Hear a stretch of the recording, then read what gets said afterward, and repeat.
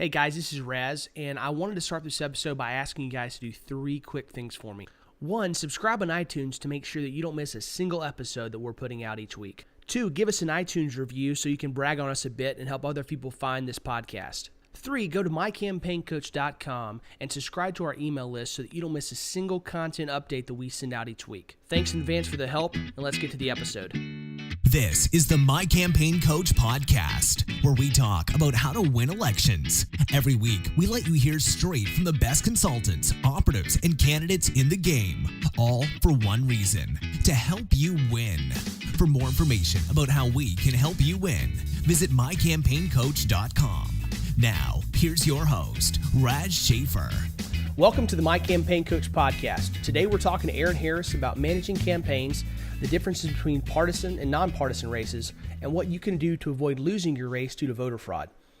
Aaron has been involved in running state and local campaigns for a number of years, both as a consultant and a campaign manager. For the last few years, he's been heading up Direct Action Texas, focused on helping the grassroots take action in changing local government. He's one of the few consultants in Texas who has extensive experience with both partisan and nonpartisan races and has learned a lot about the big differences between how those kinds of races should be run. The area where Aaron has made most recent news is in regards to uncovering voter fraud. His investigations catalyzed what is now the largest voter fraud investigation ever undertaken by the state of Texas, and those crimes were committed right in our backyard in Fort Worth. Aaron is a good friend and a frequent co-conspirator, and he's got some great advice for us today, so I'm excited to have him on. With that, Aaron, welcome. Thanks, Raz. It's great to be with you. Well, it's a pleasure to have you on. And knowing you as well as I do and having learned a lot from you over the last several years, I wanted to have you on to tell us about your background, what you've learned over your experience, and what our listeners can apply directly to their campaigns. So start out by giving us a little bit more background about your political past involvement and just your personal history, how you got involved in this game. Sure. So like a lot of us, I started off as a grassroots activist here in Tarrant County. We're kind of known, and I brag about it, and I'll fight anybody that denies this. We have the best grassroots activists in the state right here in Tarrant County, and I'm blessed to have started right here as that. I'm a real estate investor by trade, and that allowed me more time than your average Joe to be an activist, and was blessed to help several campaigns as a volunteer, and got really engaged and involved. And, like yourself and others, once you get that bug in your system, you can't get it out. And so I was blessed to be able to just continually take the next step and get more and more involved. And over the years, it transitioned into now my full-time job. And as you mentioned, I've done a number of both primaries. We've had a lot of heated, contested primaries here in Tarrant County, and kicked out a lot of establishment guys over the years. And 2012 was our big victory here in Tarrant County, where we took over a lot of House seats. That was a fun year. And then I've also done some municipal nonpartisan races, everything from school bonds to city council races and water board races and things like that. So they are very different, but a lot of fun nonetheless. Yeah, we've worked together on a number of those races, both the partisan and the local, and been on both winning and losing campaigns, and learned a lot from both. What was it that really got you started? There was a point as a real estate investor you decided, hey, I'm gonna start volunteering for these campaigns. What was that catalyzed that? It's funny. It was the beginning of the Bush administration, not the end.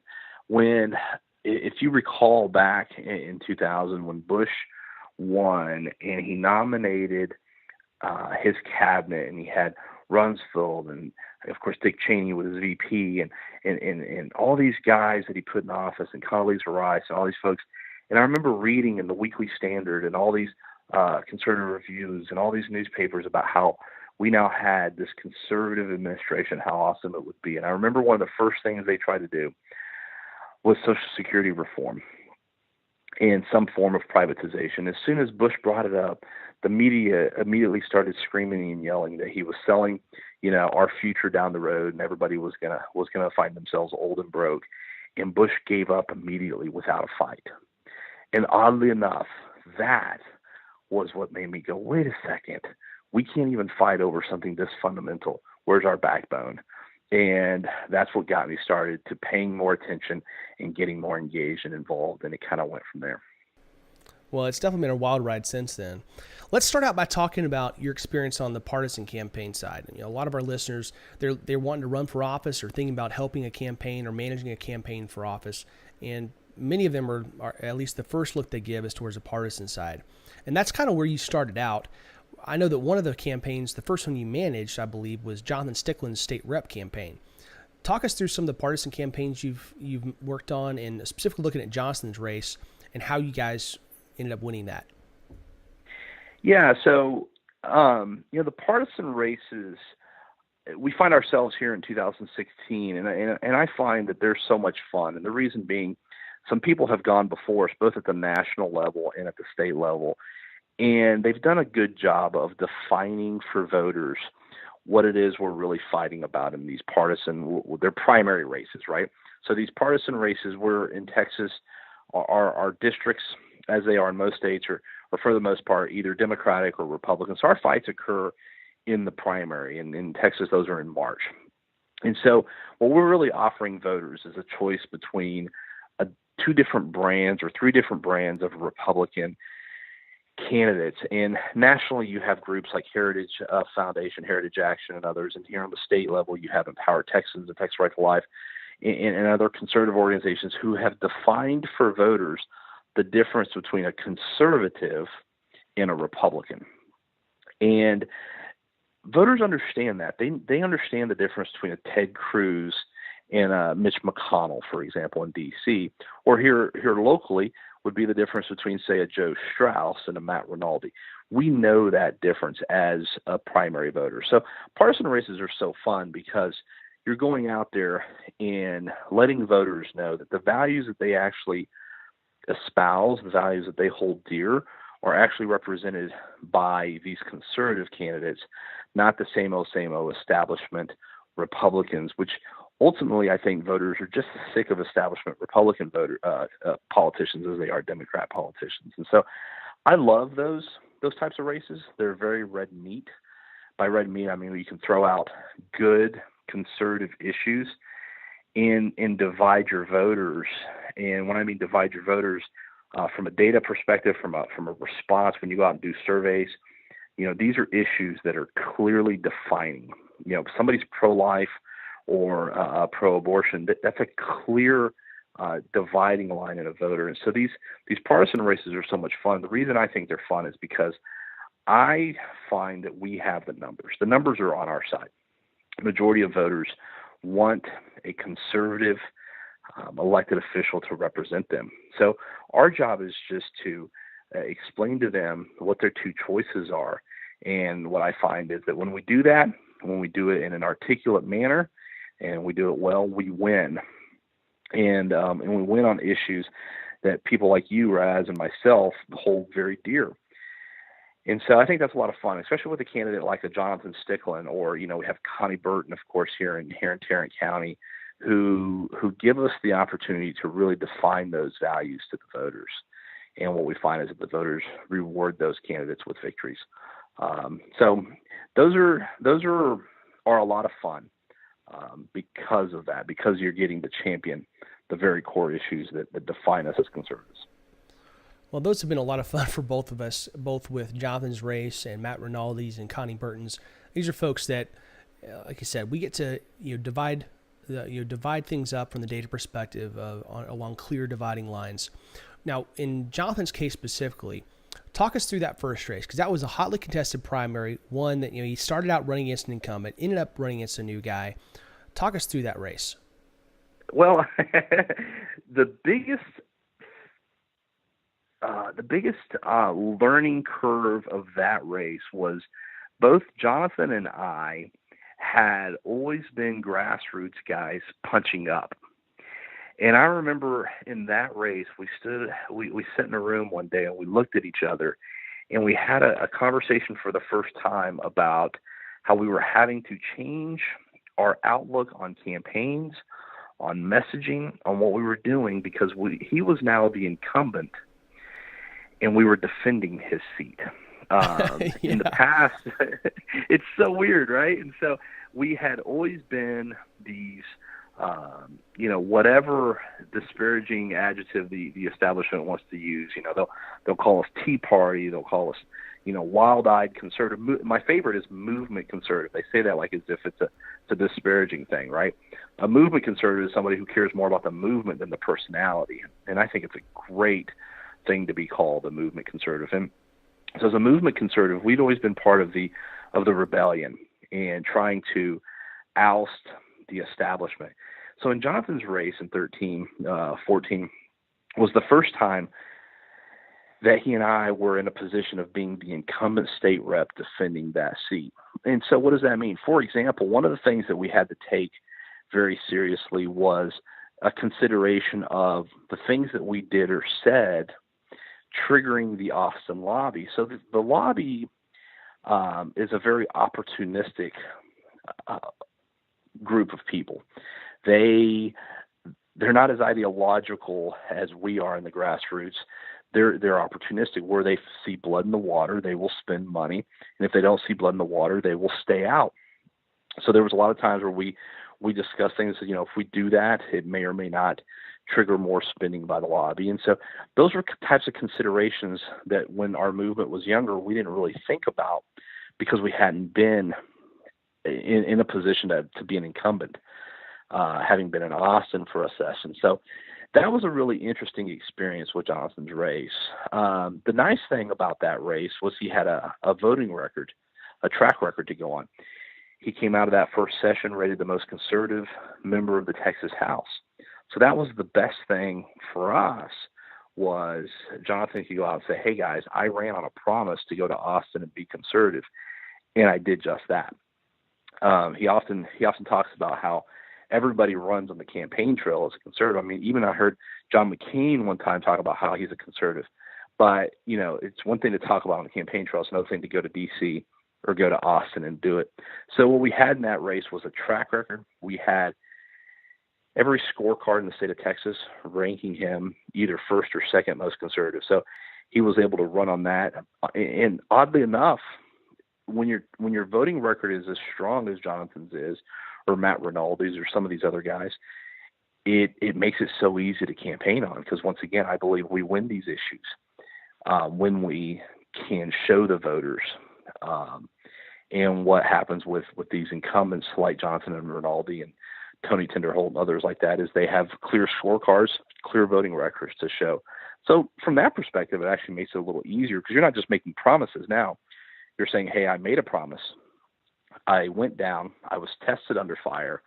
I withheld the pressure and came back having fulfilled my promises. So that was a lot of fun in Jonathan's race as well. Well, he fulfilled those promises in spades. I mean, it was very impressive to see somebody that stuck as closely as he did to what he said on the campaign trail. Because you guys had gone in there in 2000, and it was 2010, right? The 2010 races where Jonathan It was ran. 12. Oh, it was 12. 12 is where he first ran. So in 2012, when he first wins, he was running as a first-time candidate with no political experience. You're running his campaign as a first-time campaign manager, and you guys go and you win this thing against an incredibly stacked deck. But you knew, based on Jonathan's voting record, that he was not only going to have a challenge the next time in 2014, but as we saw, he had a challenge his last cycle that was incredibly heated. And you guys, so I mean, you guys have had to be, really girded up for war for a long time, and it's been a great 4 years from the perspective of those things. Those principles keep winning, and Jonathan's now he's headed back for his third term, right? Yeah, this will be his third term. And the thing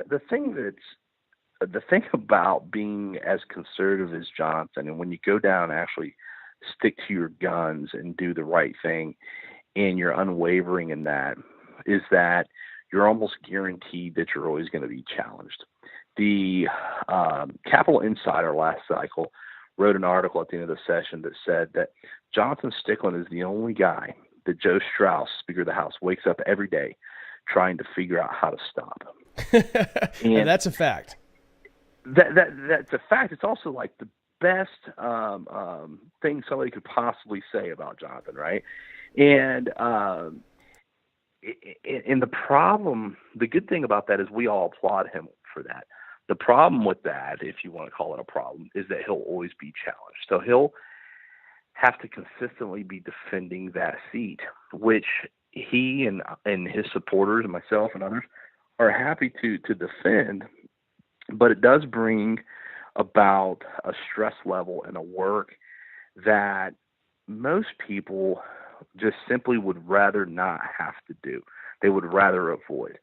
And so that's one of the reasons you see these elected officials who don't have a backbone.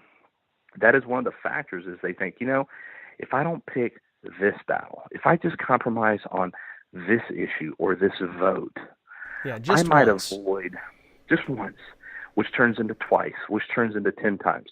Then I won't have a challenger in the primary, and I can sit back and take it easy. Because, see, back to my comment a little bit ago, our districts are either Republican or Democrat. So if you don't have a challenger in the primary, you basically get to go 4 years without campaigning, because in the general, it's a non-factor. If you're in Tarrant County and you're in a Democrat district, which 8 out of our 11 are, you're going to win in November regardless in the general election. If you're in Dallas County and you're in Matt Rinaldi's district, for example, and you're the Republican, you're going to win in November. So what these guys' goal is to not get primaried. And so when you're picking a fight with the leadership in the Texas House, who are a bunch of liberal Republicans, you're guaranteed that they're going to recruit somebody to run against you. So I think a lot of times as grassroots and as fellow people in politics, we don't give enough credit to those who actually go to D.C. or go to Austin and fulfill their promise and remain conservative. I mean, you look at the flack that Ted Cruz receives nationally for actually being a conservative.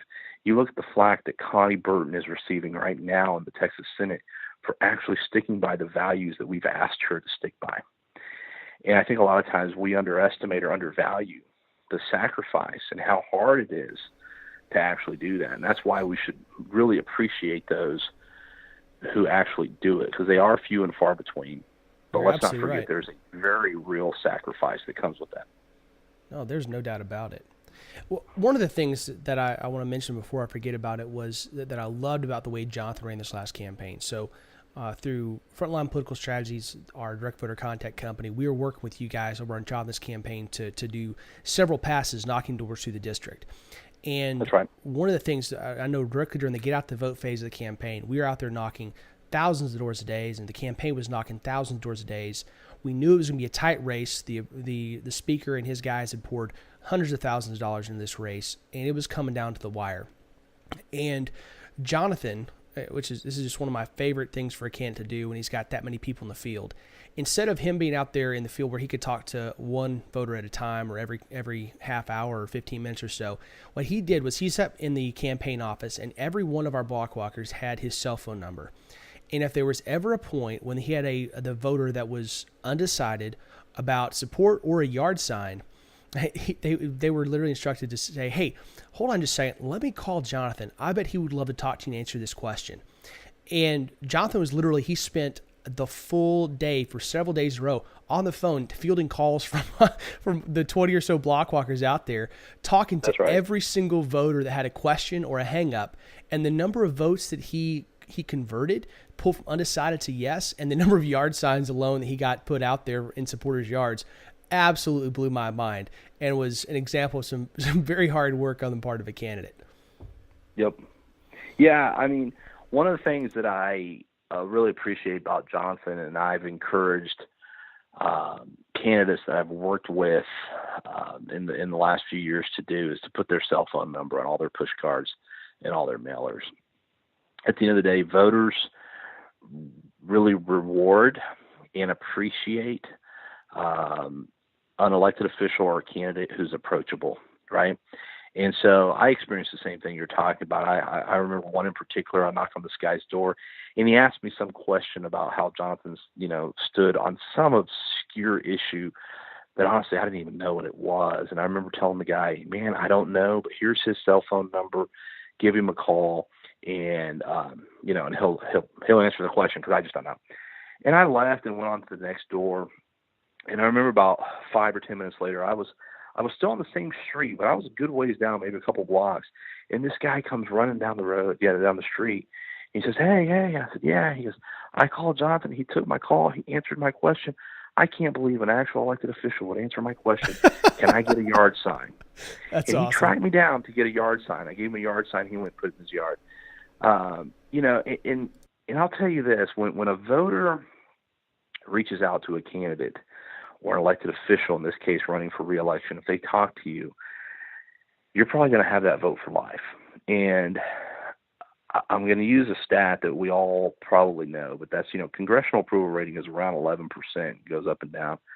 But yet their re-election rating number is about 96, 97%. They get re-elected. And the reason for that is because people will vote for the candidate they meet. A lot of people go to a ribbon cutting or, a new bridge or something at Lockheed Martin, and they'll meet Kay Granger or Michael Burgess or Kenny Marchand or whoever, and they'll vote for their guy. And so they might be upset at Congress, but they like their guy.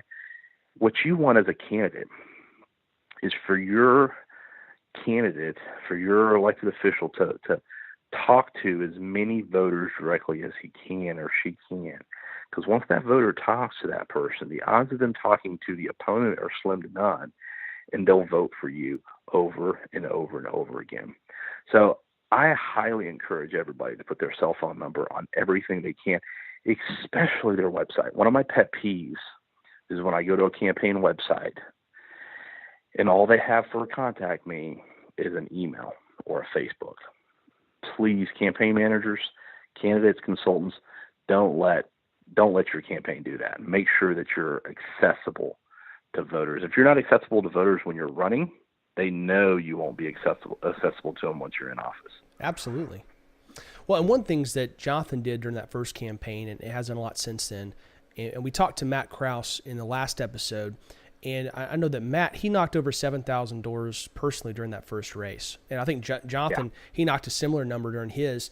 And they continue to do a lot of door knocking and have that as a key feature of their campaign, because that personal relationship that they get with the voter and that their volunteers are able to cultivate, it's the best insulation you have against a challenge, and it's the best way to build relationships. Because the reason why those things are so powerful is that when a volunteer, or when a voter rather, goes into the voting booth, a lot of the times, especially these down ballot races, they're voting based on what they remember about an impression, not necessarily a whole lot of personal knowledge.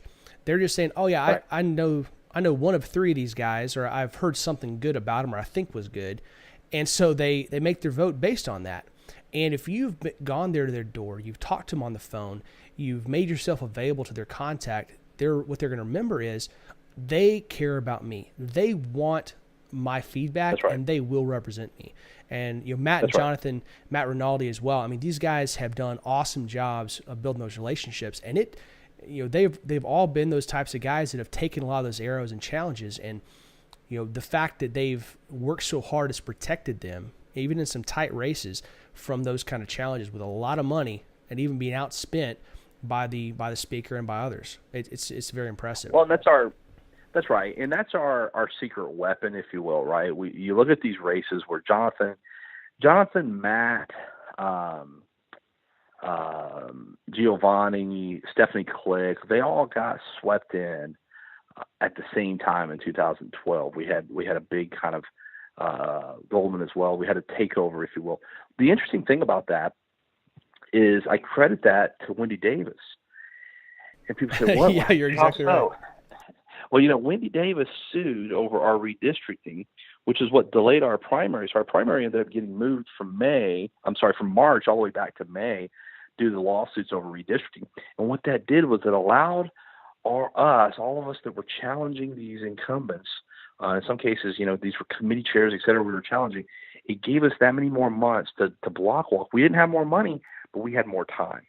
And so the time gave us what we needed to go meet these voters one-on-one and knock on these doors. So when you hear, Matt Krause and Jonathan, and the amount of doors that they knocked, largely, or a big factor in that was the delay in the primary due to Wendy Davis's lawsuit. So ironically enough, she was instrumental in helping us flip so many of these seats and have what ended up becoming the largest freshman class, I believe, ever in the Texas House. It was I want to say like 42, something like that, of 150. It was massive. Well, we got Ted Cruz on top of that for exactly that reason. Ted would not have won if that race had been 2 months earlier, if election day had been that much earlier. Now, That's shifting right. over, It was on the same ticket. You're absolutely right. So shifting now from the partisan side to the nonpartisan races, kind of walk us through how you got involved in those, because your focus has shifted more in that direction over the last couple of years, and what you've learned that's different about kind of the local municipal nonpartisan races. Yeah, the first race I ever did actually was a school board bond, and it was a lot of fun. We actually defeated a bloated, really badly written school bond here in Burkeville. We had a total spend of right at $3,000 up against the school district's $250,000 education campaign, they call them, right? And we defeated it 57-43. It was an awesome feat. Since then, I've done a number of municipal races, the latest of which was we ran a slate of 3 in Colleyville this last spring, and we won all 3 by a margin of 63% of the vote to 63-37. And we had one already on the city council, Chris Putnam, and so we now have a 4 majority, and they're doing some great work up there in Colleyville. But so we've done Colleyville, we've done several other school bonds since then. Some we've won, some we've lost, and then also the water board that you and I worked on together. Municipal or nonpartisan races are an interesting beast, and I think one of the things that I watch people do is they come in and try to run a nonpartisan race the same way they run a primary. And so all the great things I was talking about earlier with the primary, where you can run these red meat issues, and where groups like Heritage Action nationally, but Empower Texans and Texas Right to Life and others have defined the two teams in partisan races and in partisan bodies of government. On the local level, the nonpartisan, voters still don't know what the definition of a good city councilman versus a bad city councilman is. There's no clear issue that you can go down and say, this city council member is, bad and this city council member is good. It's a very hard definition to put into voters' minds. So you have to know what the issues are in your city and communicate them in a way that's less red meat than you do in a primary. So you don't have, for example, one of your most red meat issues would be, life or Second Amendment. So you and I are both big Second Amendment supporters. Second Amendment doesn't come into play in a city council or school board race more often than not, or a water board race. So you need to know what your issues are. You need to define them in a way that relates with voters. The interesting thing, though, with nonpartisan races is the voter behavior. Voters' behavior is much different. I have documented and watched voters who vote for very conservative red meat candidates, like, say, a Connie Burton, turn around and vote for Democrats and turn around in a nonpartisan race, turn around and vote for liberals, turn around and vote for bloated bonds in a nonpartisan race. But they would never cast a vote like that in a partisan race, because they understand the difference in the partisan. But when it comes local, people are much more emotional and less ideological about their local vote. And so as a campaign, you have to adjust. And where I've had the most success in nonpartisan races is where we've adjusted and gone to very concrete, specific issues that relate to everybody. So let's take Colleyville for an example. We ran on a really simple platform that involved issues that everybody in the town understood.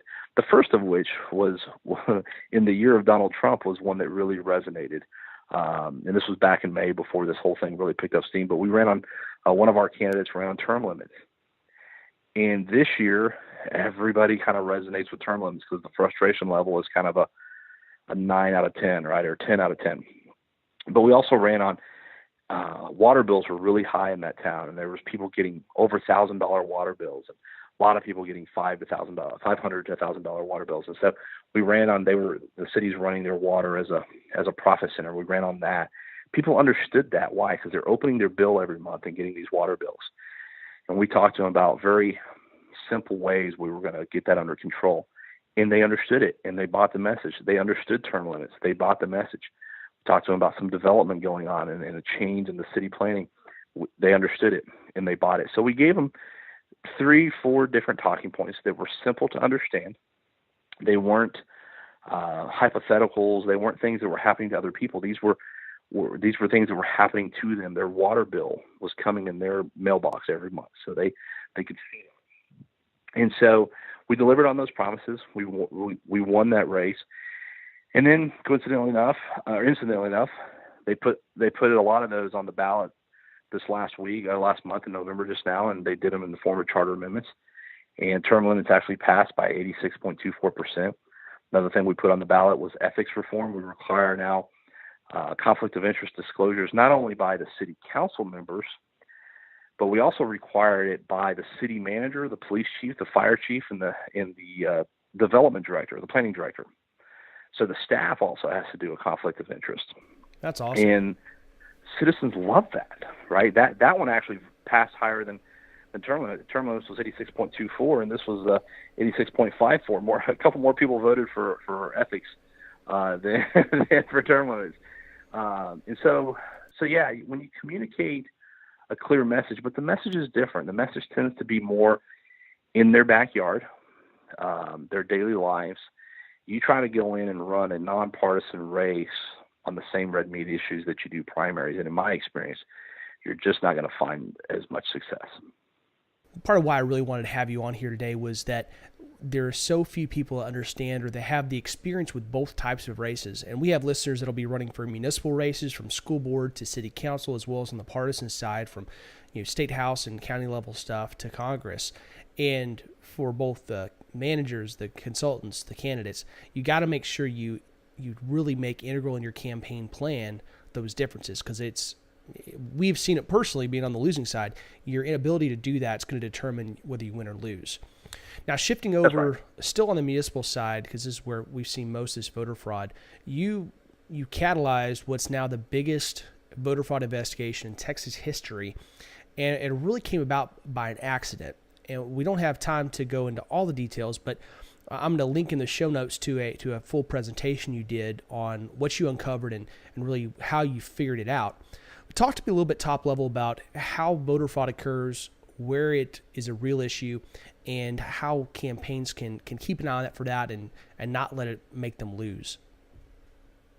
Yeah. So we came about it obviously because of a race that you and I actually worked on together. And if you remember that night, you and I, of all people, were looking at each other going, the math just doesn't add up in this race based upon the data we were seeing, right? So we found in Tarrant County what is now being described as the largest voter fraud investigation in the state of Texas, but it's a massive mail-in voter fraud. And so what they've been doing is what we call illegally harvesting ballots, where they're taking in, using a variety of techniques, signing applications on behalf of people, sending in applications for mail-in ballots, and then harvesting that mail-in ballot through a number of techniques, oftentimes which involve fraudulent signatures and the voter not even knowing they voted, or the voter signing it under the pretense that they think they're signing a petition or different things like that. And so these votes are getting cast in Tarrant County by the thousands. We actually have another one going on in a rural East Texas county right now where they're doing it by the hundreds. But in this particular area, a couple dozen votes will change an entire election. So we see this in Dallas County, in Tarrant County, we've seen it in Harris County, and now we're seeing it in rural counties. So it's definitely a problem. As far as identifying it and stopping it, it gets tricky. The best way for us to stop it is legislative reform. What we've done, I hope, will bring it to the forefront of legislators who are about to start a session here in another month. And I believe we're going to see some significant legislative reform come out of Austin in the next 7 months. And that's the crux of the matter is our election code is very weak. and written very loosely. It has so many loopholes that allows these people who are carrying these operations out to get away with this. But as far as a campaign manager, what can you do? I think a couple things. First off is you have to know your numbers. One of the things that is, Raz, you and I have talked about at length over time, is just pet peeve of mine are campaigns who don't know their numbers. And when I start interviewing a candidate or campaign manager and I start asking them, the first thing I always do is start asking numbers. And my famous one is dollars, doors, and donors, right? How many donors do you have? How many dollars have you raised? How many doors have you knocked? And it's amazing how many candidates and campaign managers don't even know that basic concept. But more importantly, know what you should be expecting. Know what precincts are going to be mailing in what. For example, in Tarrant County, here's a number that should bother anybody that understands numbers. In municipal races in Tarrant County in 2008, the mail-in ballot, absentee ballots, accounted for 1.8% of all the ballots cast. Okay? Raz, do you know what they are this year? They represent 28.7%. In 8 years, we went from 1.8 to 28.8%. Okay? Now, if you look at other counties, they're still in this single-digit range. 3%, 2% to 5% is kind of normal. So if you have a county like Tarrant, or say like Fort Worth in particular, where for some reason one type of ballot represents nearly 30%, and when it should represent 3 or 4%, there's your first problem. But you're not going to see that if you don't know your numbers and you're not studying those numbers. The second is, never be afraid to ask for records. One of the things I find with people is they're timid about submitting open records requests. They're timid about getting copies of applications, of ballots, and finding out what people are doing. You're not very timid about that, are you? I'm not. I'm not. But because here's the thing, the Texas law says that anything that's paid for with taxpayer money is subject to public disclosure, whether it's in the possession of the government entity or in the possession of one of their vendors. It doesn't matter. If it was paid for by public money, ask for it. Here's a perfect case in point. If you live in a municipality and you find out that the government municipality, school districts are notorious for this, okay? If the school district ran a poll, guess what? That poll was paid for by taxpayer dollars, okay? You should submit an open records request for the full poll, all the analytics. You want everything, okay? We went to court over that and won. They don't get very happy when they're spending your money to figure out how to message and campaign against you, and then you figure out that you can use that same data to counter their campaign. It doesn't make them like you, but it does make you still have the right to get it. You're still in the legal right, okay? So don't be shy to get that stuff. So looking more about campaigns in general, a lot of our listeners are looking at running for office. And so we want to help tell them what they need to look for is important. What are some of the top indicators you look for in determining whether a campaign's healthy or is seriously on the ropes? Man, my first answer to that would be data. Do they know what they're looking for? And so when somebody decides they're going to run for office, they should first determine why they're running for office. And part of that why is going to involve a proposition, if you will, a proposal to the voter of why they should fire the incumbent and hire you. And that ultimately leads to a set of messaging that you've determined as a campaign. And your job is to go out there and message the voters, and through that messaging, identify voters that are either supporting you or likely to support you, right?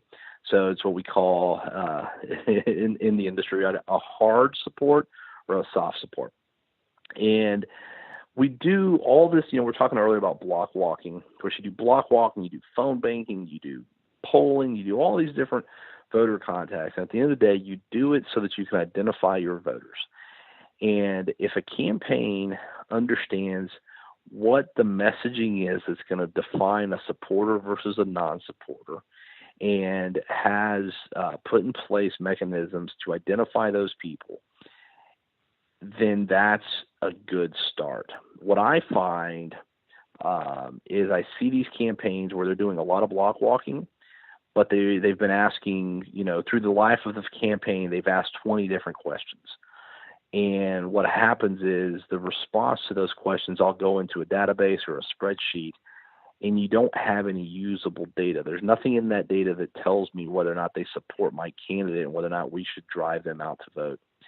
And so you have to define early on, these are the buckets of that we want to identify our voters. So that might be a voter who's conservative, however you're defining that. Maybe it's a Second Amendment supporter, maybe it's, a pro-life, maybe it's fiscal conservative. And so you identify those. You have to know how to put them in a bucket. And then what I run across, Raz, and you and I have talked about this, and this is my pet peeve, is we spend a lot of time doing that. But most campaign managers and most candidates don't know what to do it. They might spend 6 or 8 months campaigning, identifying voters that support them.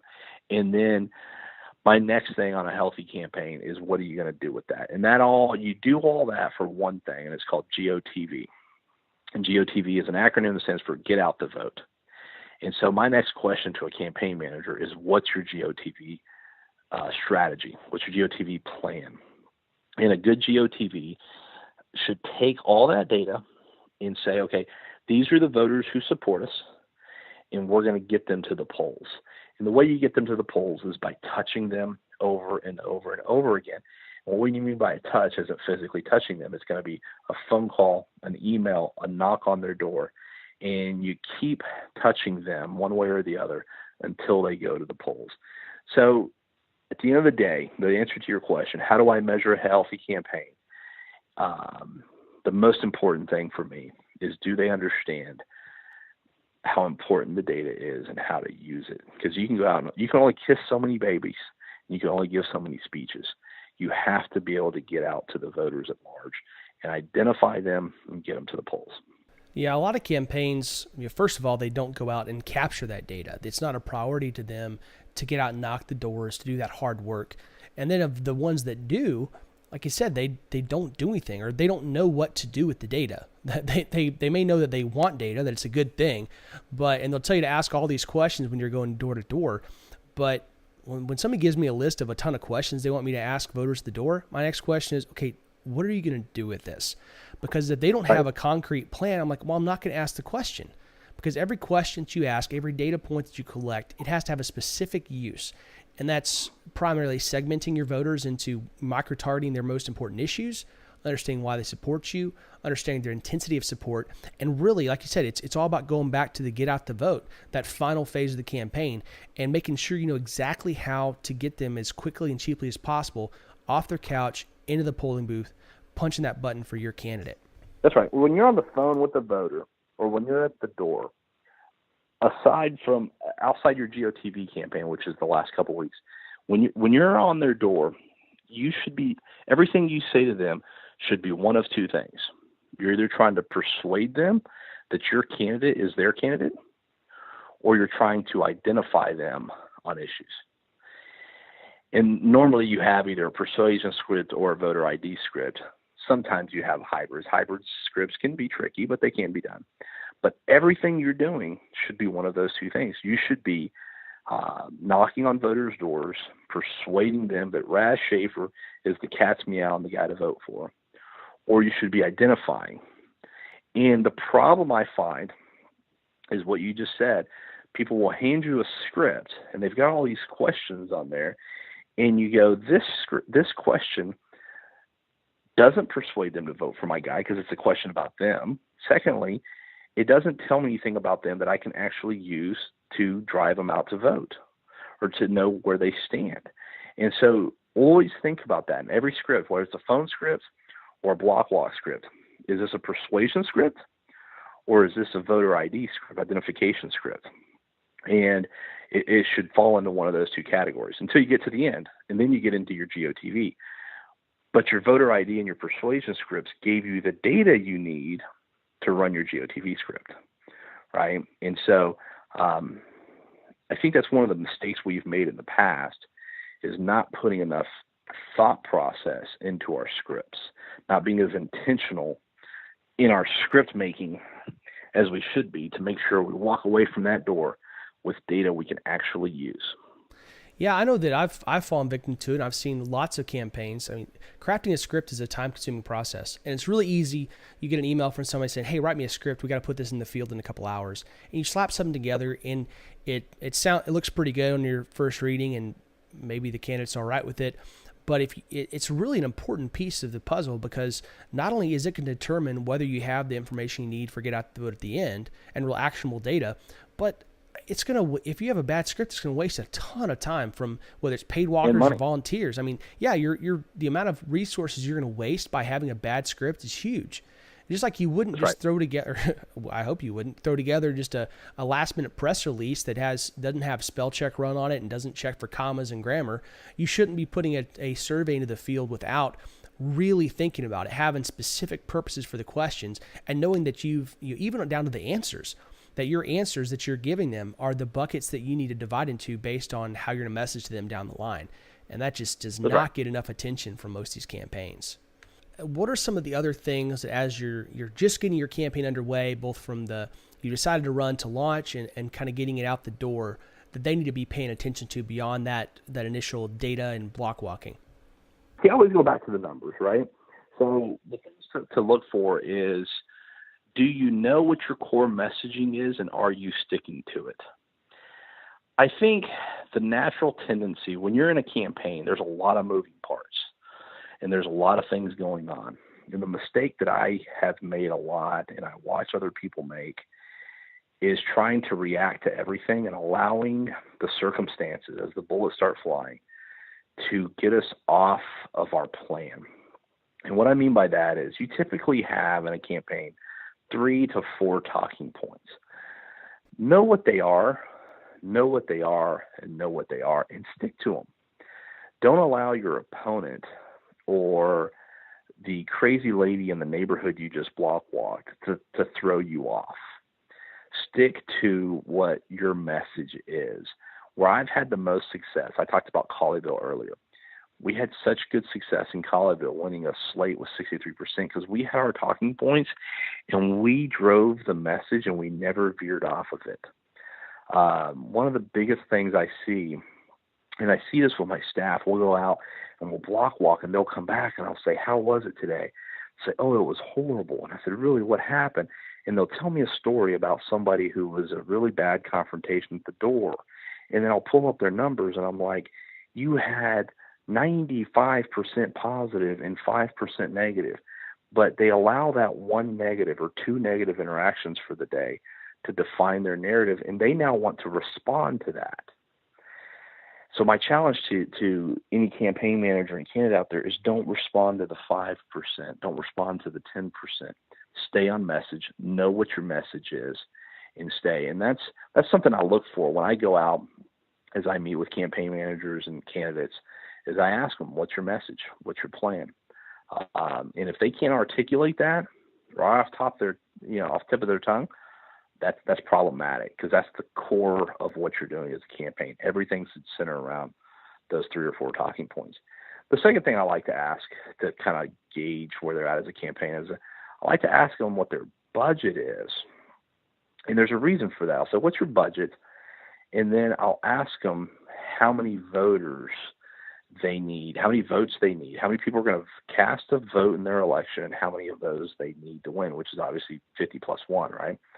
And it's amazing to me how many people will, especially when they're first getting started, will spout off a budget but not know how many voters. And Raz, as you know, in a campaign, all your costs are derived from the number of voters you need to reach. A mail piece is going to cost you X multiplied by how many mail pieces you're sending. If you're going to knock on doors, it's going to cost you, what's it running these days, Raz? $3.50 a door, whatever, multiplied by how many voters you have. So it's always interesting to me how many candidates will spout off a budget, but yet they don't know how many voters. So my next question is, how did you come up with that budget? And so I challenge them on that, because you can't come up with a budget if you don't know your numbers. So I always go back anytime you ask me that question about the health of a campaign. It always comes back to those two things: messaging. Do you know what your 3 talking points are, 4 talking points are? Are you sticking to them? And do you know your numbers? If you master your messaging and you master your numbers, that's a winning success, winning formula. Well, and part of what I love about this conversation and really all these podcasts is those are themes that come up every time. And it's know your whys, and why you're running, why you're the guy, why this office, and that's going to help craft your message. And know your numbers, know how many donors you got and how many you need, how many dollars you got and how many you need, how many voters you have decided in your pocket, and how many you got to go get. And right. These are simple. It's one of those things. It's simple, not easy, right? These are things that the process is simple, and that's why we started My Campaign Coach, is trying to help more people understand the process behind that, understand the how. We're telling you the what here. That's the simple part, but we want to help train you in how to actually go out and do that.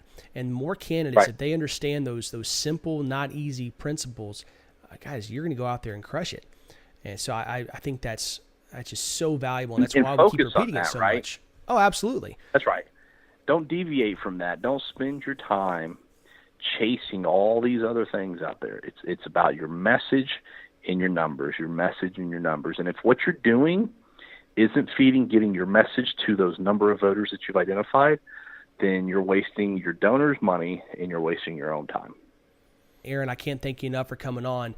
Tell us where folks can find you online if they want to continue the conversation or get some more tips.